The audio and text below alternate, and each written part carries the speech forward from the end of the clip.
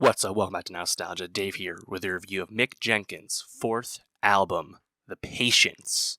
Man, I've always been a Mick fan, Chicago rapper. Kind of came up around the same time as Chance the Rapper. Part of that really strong, storied, Chicago jazz rap wave that we got, in the early 2010s, mid 2010s through now. And I've always liked Mick. He's never been the most famous of that group, but I think he's always been really consistent in his musical output and the quality of that output. And The Patience, I actually think is a appealing slight tweak to the Mick Jenkins sound. He's certainly not reinventing the wheel in what he's done, but he's doing one thing notably different, which is just giving you a lot more of an aggressive delivery than he has in the past. It's not quite as jazzy, and at times he could almost be, I think, understated as a rapper, despite the fact that he has such a rich, deep voice that he never sounds understated. But now he's actually putting a lot more behind those bars, it sounds like. And I don't know, like that extra energy, I really feel it in the music on The Patience. This is a brief listen, 11 songs, 28 minutes, but I think I like this more than the last two Mick projects, and it's pretty good. I think right off the bat, track one, Michelin Star, reminds you of the kind of rapper Mick is, where he's about that action with the bars. Just right off the bat, I speakers knock, but I didn't get in by my lonely. Of course, that double entendre is a acknowledgement of the late Speaker Knockers and his most famous song, Lonely. That stood out to me right away. It's a great song in general he has here. And again, it's just an aggressive flow. And then from there, we just have a laundry list of A-plus features, the type of rappers that you want Mick to work with. Freddie Gibbs, Benny the Butcher, Jid, as well as his Chicago compatriot, Vic Mensa, one of his peers.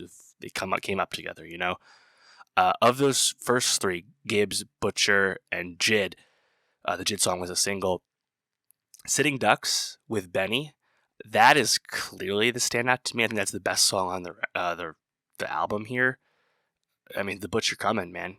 He's never bad. In fact, he's always great. And they actually just complement each other like I don't know, like white on rice. It sounds so good. I think the drums on that song really, really hit. Obviously, Jid and Gibbs aren't bad. They're good. But those songs didn't quite grab me nearly as much as the one with Benny. I'm not sure. After that, we have songs without features. 007, a really hard, aggressive flow. 2004, really memorable as well. And then you have Roy G. Biv, which actually really I thought was quite clever, just because the way Mick's rapping all these references to colors and shades and visuals. Obviously the acronym in the title about the colors, we know, the color wheel, people know. I thought that was pretty impressive. That was a good one. Shout out Vic Mensa on Farm to Table. He's got an album coming out in a few weeks. I thought that song's just okay, though. Guapanese, one of the singles, pretty good. The thing is, I don't have a whole lot more to add. Mick went harder than he normally does, and the results were good. I think more than anything, thinking about a Vic Mensa album coming up. We just got a No Name album a few weeks ago. Thinking about that jazzy Chicago sound that came to define Chicago hip hop over the last 10 years.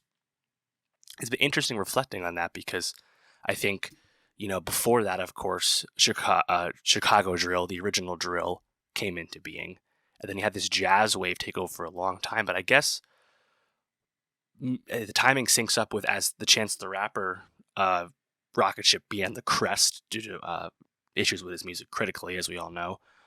It just seems like there hasn't been quite as much attention or love put on this sound of Chicago, and we kind of drifted back towards, not quite drill, but of course Lil Durk, one of the drill forefathers, have never been more famous or more successful. Polo G, in a similar vein, very big.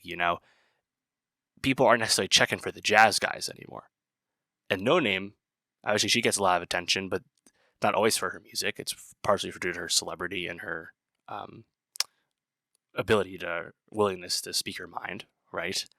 So it's been nice, I think, to have someone like Mick Jenkins, who pretty consistently has been dropping projects, and even if he never became as famous as perhaps he wanted to be one day, the music's still there.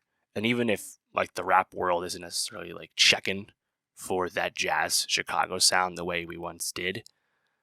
If you do check for it, there's still a lot of good stuff here, and I think Mick is arguably the one leading that way in a certain regard. So shout out Mick Jenkins. Always been a fan of his. I'll take this opportunity to once again shout out the unreleased Chance the Rapper coloring book song that perhaps would have made the tape one day or album one day, but leaked, and Chance basically disowned the song. Lily has performed it featuring Alex Wiley and Mick. Amazing song. Chance is great on it, and the Mick feature is amazing. Check that out on YouTube. Great song. But honestly, like, happy for Mick Jenkins that he seems to be like keeping it moving, doing his thing, because his thing is good. His thing is enjoyable. So let me know, how'd you feel about the Patience from Mick Jenkins? What was your favorite song? And for more rap reviews, more music reviews, subscribe. And I'll see you next time.